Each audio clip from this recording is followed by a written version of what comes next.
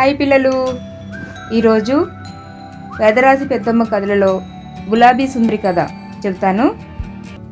గులాబీ సుందరి. శివసతీపురం చిన్న రాజ్యం. అంతా కలిపి 1000 గడప ఉంటుందంతే. ఆ రాజ్యానికి రాజు ఉత్తముడు. అతనికి ఓ కూతురు. ఆమె పేరు జయంతి. అందంగా సన్నగా బాగుంటుంది జయంతి. ఆమె జుత్తు బంగారు రంగులో మెరిసిపోతూ ఉంటుంది. గులాబీలంటే ఆమెకు చాలా ఇష్టం. గుత్తులు గుత్తులుగా గులాబీలను ముడుచుకుంటుందామె. గులాబీ రేకులను పరుచుకుని పడుకుంటుందామె. గులాబీలు లేనిదే ఉండలేదామె. అందుకనే రాజ్యంలో అందరూ ఆమెను గులాబీ సుందరని కూడా పిలుస్తారు. సూర్యాస్తమయం అయితే చాలు, జయంతి అంతఃపురం కిటికీ దగ్గరగా నిల్చుని చప్పట్లు కొడుతుంది. ఆ చప్పట్లకి ఎక్కడి నుంచి వస్తుందో తెలియదు. అందమైన బంగారు పిచ్చుక వచ్చి ఆమె భుజం మీద వాలుతుంది. పిచ్చుక వచ్చి వాలడం ఆలస్యం. జయంతి బంగారు జుత్తు మరింత ప్రకాశవంతం అవుతుంది. 1000 దీపాల కాంతిలా వెలిగిపోతుంది. ఆ కాంతిని చూస్తూ బంగారు పిచ్చుక గొంతు సవరించుకుంటే ఆ గొంతులో శృతి కలుపుతుంది జయంతి. అందమైన పాట పాడతారిద్దరూ. ఆ పాట వింటూ రాజ్యంలోని ప్రజలంతా నిద్రపోవడం అలవాటు. జయంతి పిచ్చుకల పాట వింటూ నిద్రపోతే తెల్లార్లు మంచి మంచి కలలు వస్తాయి. మంచి మంచి కలలు రావటమే కాదు, ఆ కలలు నెరవేర్చుకునే శక్తియుక్తులు కూడా వస్తాయి. అందుకని గులాబీ సుందరి పాట కోసం ఒళ్ళంతా చెవులు చేసుకుంటారు ప్రజలు. జయంతికి 6 ఏళ్లు వచ్చిన దగ్గర నుంచి పాడుతుందిలా. ఇప్పుడు ఆమెకు 16 ఏళ్లు. గత 10 ఏళ్లుగా రాజ్యంలోని ప్రజలకి వేడుకలంటే తెలియవు. నిద్రలేమి అన్నది కూడా లేదు. హాయిగా ఆనందంగా రోజులు గడిచిపోతున్నాయి. ఎప్పటిలాగా పిచ్చుక, జయంతి పాట పాడుతున్నారు ఓ రోజు. ఆ పాట ఊరవతల మర్రి చెట్టు కింద ఉన్న మంత్రగత్తెకు వినవచ్చింది. ఈసారి పాట తీయగా హాయిగా ఉంది. మనసు దోచేసింది. దాంతో మంత్రోచ్చరణ మీద ధ్యాసను కోల్పోయిందామె. అపశబ్దాలు పలకసాగింది. మంత్రోచ్చరణలో అపశబ్దాలు దొరలడంతో మంత్రం వికటించింది. పిశాచి ప్రత్యక్షమైంది. హింసించసాగిందామెను. ఆ హింసను తట్టుకోలేకపోయింది మంత్రగత్తె. పాడింది ఎవరన్నది తెలుసుకునేందుకు కళ్ళు మూసుకుంది. జయంతి కనిపించింది ఆమెకు. కోపం కట్టలు తెంచుకుంది. శపించిందిలా, అబ్రకదబ్రా, జయంతి జుత్తు నల్లనైపోవాలి. అబ్రకదబ్రా, గులాబీ సుందరి గుబలైపోవాలి.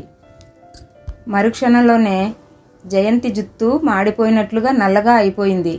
జడలు గట్టింది. అలాగే ఆమె గుండంతా బాధతో నిండిపోయింది. ఊరికూరకనే కన్నీళ్లు రాసాగాయి. ఒక్కతే ఏడుస్తూ కూర్చుంది. ఇంతలో సూర్యాస్తమయం అయ్యింది.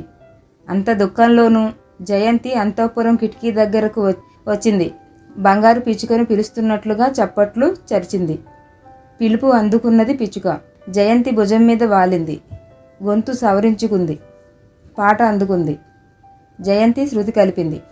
పాట వింటూ ప్రజలంతా నిద్రపోయారు. అయితే ఆ రాత్రి వారెవరికీ మంచి కలలు రాలేదు. పేడకలలు వచ్చాయి. పేడకలలతో పాటు పిశాచాలు కూడా కనిపించాయి. వెంట తరిమాయి. నిద్రించేందుకు భయపడి మేల్కొనే ఉన్నారంతా. ఎప్పుడు సూర్యోదయం అవుతుందా, ఈ సంగతి ఎప్పుడు రాకుమారికి చెప్దామా అని వేచి చూశారు. సూర్యోదయం అయ్యింది. అవుతూనే పరుగున వచ్చారు అంతఃపురానికి. జరిగిందంతా జయంతికి చెప్పారు. అమ్మో, ఆ పీడకలల్ని తట్టుకోలేం తల్లి. ఆ పిశాచాలను పట్టుకోలేం తల్లి. భయంకరం, చాలా భయంకరం అన్నారు. అయ్యయ్యో అనుకుంది జయంతి.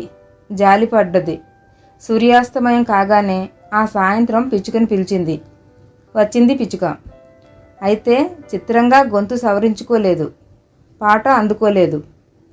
ఏమైంది అడిగింది జయంతి. నీ జుత్తు కారు నలుపైంది. వాసన వేస్తుంది. ఆ వాసనకి నా గొంతు పూడుకుపోయింది అన్నది పిచ్చుక. మనం పాడినా ప్రమాదమే.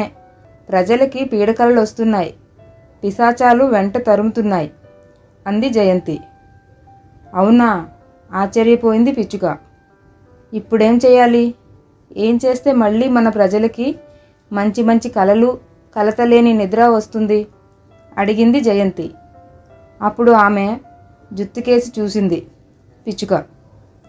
ఆ జుత్తులో గులాబీలు లేవు. గులాబీలు ఎందుకు తురుముకోలేదు అడిగింది. గుబులు గుబులుగా ఉంది. గులాబీల మీదకి మనసు పోలేదు. అక్కడే తప్పు జరిగింది అన్నది పిచ్చుక. ఆశ్చర్యంగా చూసింది జయంతి. గులాబీ రేకుల పరుచుకుని కూడా రాత్రి నువ్వు పడుకోలేదు అవునా అడిగింది పిచ్చుక. అవును, అది సంగతి. అందుకే ఇలా జరిగింది. ఓ పని చెయ్యి, ఈ రాత్రి ఎప్పట్లాగే గులాబీలు పరుచుకుని పడుకో. రేపు ఉదయం గులాబీ రేకులు నీళ్ళల్లో వేసుకొని తలస్నానం చెయ్యి. సాయంత్రం గులాబీలు తురుముకుని నన్ను కేకేయి అంది పిచ్చుక. ఎగిరిపోయింది. ఆ రాత్రి పిచ్చుక చెప్పినట్లుగానే చేసింది జయంతి. పొద్దున్న గులాబీల నీటిలో వేసుకొని తలస్నానం చేసింది. సాయంత్రం తురుముకుంది. పిచ్చుకను కేకేసింది. పిచ్చుక రానే లేదు. జయంతి జుత్తు ఎప్పటిలా బంగారమయం అయిపోయింది. అలాగే ఆమె గుండెల్లో గుబులు కూడా మటుమాయం అయింది. ఇంతలో పిచ్చుక రానే వచ్చింది. దాని గొంతు విచ్చుకుంది. పాట పాడింది. గొంతులో శృతి కలిపింది జయంతి. జయంతి కూడా పాడింది. ఆ పాట మధురం అనిపించింది ప్రజలకి. హాయిగా నిద్రపోయారంతా. రాత్రి నుంచి తెల్లారేదాకా మంచి మంచి కలలు కన్నారు. చీకటింకా విడిపోలేదు. చిక్కగా ఉంది. మర్రి చెట్టు కింద మంత్రగత్తె మీద పిశాచి దాడి చేసింది. ప్రజలంతా సుఖంగా ఉన్నారు. హాయిగా నిద్రపోతున్నారు. పీడకలలు లేవు. మా పిశాచాలకు ప్రవేశం లేదు. ఏం చేస్తున్నావు? మంత్రగత్తెను నిలదీసింది పిశాచం. చూడేం చేస్తానో అంది మంత్రగత్తె. మంత్రోచ్చరణ చేసింది. శపించిందిలా, అబ్రకదబ్రా, జయంతి జుత్తు నల్లనైపోవాలి. అబ్రకదబ్రా, గులాబీ సుందరి గుబులైపోవాలి. జయంతి గుబులైపోయింది. ఆమె జుత్తు నల్లనైపోయింది. చికిత్సకు అందకుండా ఉండేందుకు రాజ్యంలోని గులాబీలను మాయం చేసింది మంత్రగత్తె. పువ్వులతో పాటు గులాబీ మొక్క ఒక్కటి కూడా రాజ్యంలో లేకుండా చేసింది. ఈసారి నా శాపానికి తిరుగులేదు. మంత్రానికి లొంగనిది లేదు అని నవ్వింది. మంత్రగత్తె నవ్వుతుంటే పిశాచి నృత్యం చేసింది. మెచ్చుకుందామెను. సాయంత్రం అయింది. దిగులు దిగులుగా అంతఃపురం కిటికీ దగ్గర నిల్చుంది జయంతి. జడలు కట్టిన నల్లని జుత్తుతో దిష్టిబొమ్మలా తయారైంది. చేతులు జాచి చప్పట్లు కొట్టింది. బంగారు పిచ్చుకను కేకేసింది. వచ్చింది పిచ్చుక. జయంతిని చూసింది.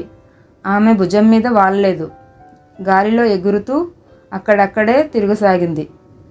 చూసావా మళ్ళీ ఎలా తయారయ్యానో బాధపడ్డది జయంతి. గులాబీ చికిత్స చేసుకో, అందాన్ని సంతరించుకో అంది పిచ్చుక. రాజ్యంలో ఒక్క గులాబీ పువ్వు లేదు. మొక్కలు కూడా మాయమైపోయాయి అంది. మా మంచి పిచ్చుకవు కదూ, మరో మంచి చికిత్స చెప్పవు అడిగింది. గులాబీ చికిత్స చేసుకో, అందాన్ని సంతరించుకో అంది పిచ్చుక. వెళ్ళిపోయింది. జయంతి ఎంత పిలిచినా వెనుతిరిగి చూడలేదది. కన్నీటి చెరువులయ్యాయి కళ్ళు. ఏడవసాగింది. ఆమె కన్నీరు బొట్టుగా అంతఃపురం కిటికీ నుంచి కిందకి పడసాగాయి. ఆ సమయంలోనే బొబ్బిలి యువరాజు ఓ చిన్న బంగారు పెట్టెలో భద్రంగా దాచిన బంగారు రంగులో గల తల వెంట్రుకను చూస్తూ వస్తున్నాడు.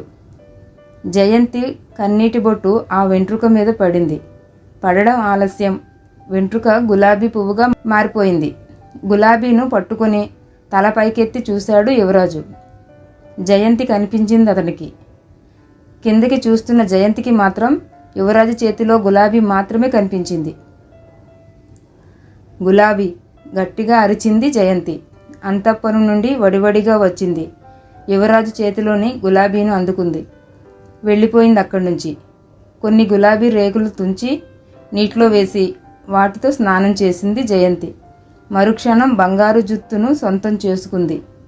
మరికొన్ని రేకులు పక్క మీద పరిచి పవళించింది. గుండెలోని గుబులు దూరం చేసుకుంది.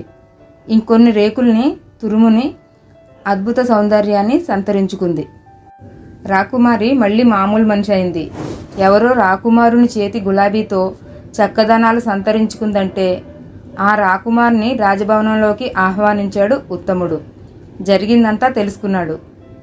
నీకు ఆ బంగారు వెంట్రుక ఎక్కడిది యువరాజా అడిగాడు ఉత్తముడు. చెప్పేందుకు సంశయిస్తుంటే మళ్ళీ రెట్టించాడు ఉత్తముడు. అప్పుడు చెప్పాడిలా యువరాజు. చిన్నప్పుడు నేను జయంతి ఇద్దరం ఒకే గురుకులంలో చదువుకున్నాం. జయంతి అంటే నాకు చాలా ఇష్టం. అలాగే తనకి నేనన్నా చాలా ఇష్టం. అక్కడ విద్యాభ్యాసం ముగిసి వెళ్ళిపోతున్నప్పుడు జయంతి తల వెంట్రుక అడిగి నేనొకటి తీసుకున్నాను. అలాగే తను కూడా నా తల వెంట్రుక అడిగి తీసుకుంది అన్నాడు యువరాజు. ఆశ్చర్యంగా అనుమానంగా చూశాడు ఉత్తముడు. నేను చెబుతున్నది నిజం రాజా. మా ప్రేమకు మా తల వెంట్రుకలే గుర్తు. వాటిని మేము ప్రాణప్రదంగా చూసుకుంటున్నాం. కావాలంటే ఈ విషయమై మీరు జయంతిని అడిగి చూడండి అన్నాడు యువరాజు. జయంతిని ప్రవేశపెట్టమని ఆజ్ఞాపించాడు ఉత్తముడు. క్షణాల్లో ఆమెను అక్కడ ప్రవేశపెట్టారు పరిచారకులు. అప్పుడు చూసింది రాకుమారుణ్ణి జయంతి. రాకుమారా అంది. చేతులు చాచి పిలిచిన రాకుమారుని చేతుల్లో పరవశంగా వాలిపోయింది. గుండెల్లో దాచిన చిన్న బంగారు పెట్టె తీసి చూపించింది అతనికి. అందులో రాకుమారుని తల వెంట్రుక ఉంది, మెరిసిపోతుంది. చూసావా, నిన్ను గుండెల్లో దాచుకున్నాను అంది జయంతి. రాజు ఉత్తమునికి అడగకుండానే అన్నీ తెలిసినట్లయింది. ఆలస్యం అమృతం విషం అనుకున్నాడతను. రాకుమారునికి జయంతిని ఇచ్చి వివాహం జరిపించాడు. అంగరంగ వైభవంగా వివాహం జరిగింది. పౌరులంతా ముచ్చటగా తిలకించారు, దాన్ని ఆనందించారు. జయంతి అందాలు సంతరించుకోవడంతో మంత్రగత్తె శాపం తొలగిపోయింది. శాపం తొలగిపోవడంతో మాయం చేసిన గులాబీ పువ్వులు మొక్కలు ఎక్కడున్నవి అక్కడ రాజ్యంలో మళ్ళీ వెళ్ళునుకున్నాయి. ఆ సాయంత్రం పిచ్చుకతో జయంతి పాట వినవస్తుంటే తట్టుకోలేకపోయింది మంత్రగత్తె.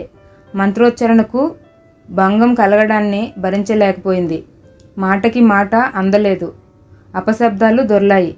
పిశాచి ప్రత్యక్షమైంది. చాచిపెట్టి కొట్టిందామెను. ఆ దెబ్బకు మంత్రగత్తె పేలిపోయింది. చిన్న చిన్న ఖండాలుగా మారి గాలిలో ఎగిరిపోయింది. ధూళిలో కలిసిపోయింది. అదర్రా పేదర్రాసి పెద్దమ్మ చెప్పిన గులాబీ సుందరి కథ. బాగుందా?